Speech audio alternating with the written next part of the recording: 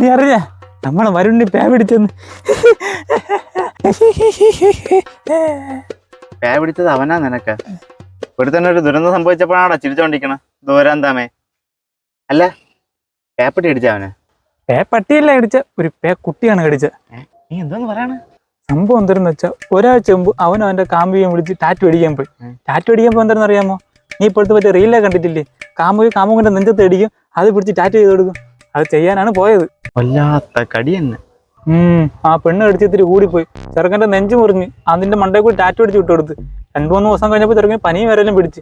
Test ചെയ്ത് നോക്കിയപ്പോഴാണ് അറിഞ്ഞത് പേര് ലക്ഷണമാണ് ഇതൊക്കെ. അപ്പൊ എന്റെ സ്ഥലം എവിടാ? കോഴിക്കോട്ടാകണ്ടാണ്.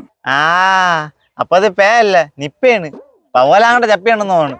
നീ എടുത്തു വെച്ച ഒരു വാക്സിൻ. പോടാ, ശരീരം വേദനിപ്പിച്ചോണ്ടുള്ള ഒരു വഴിപാടിക്കാൻ ഞാൻ ഇല്ല. കാറ്റൊടിക്കണെന്ന് അവള് പറഞ്ഞാൽ ഞാൻ പറയാൻ പറ്റൂല എന്ന്. എന്നിട്ടും കേട്ടില്ലെങ്കിൽ ബ്രേക്കപ്പ്, അത്രേ ഉള്ളു.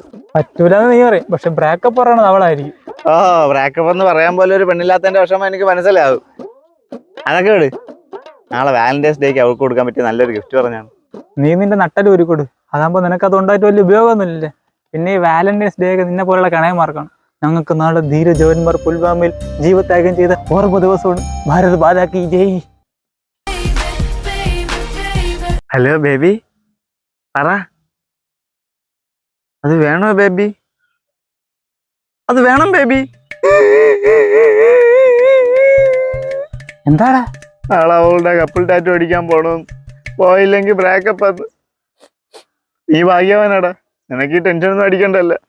പോട്ടെ, പേന്നും പിടിച്ച് ചത്തില്ലെങ്കിൽ നമുക്ക് കാണാടാ.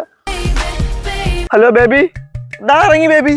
ഓ ബേബി, നീ പോടാ, നിന്നെ കൊണ്ട് ഇതിനൊക്കെ പറ്റൂ. ഈ വർഷം എനിക്ക് പെണ്ണില്ലേ?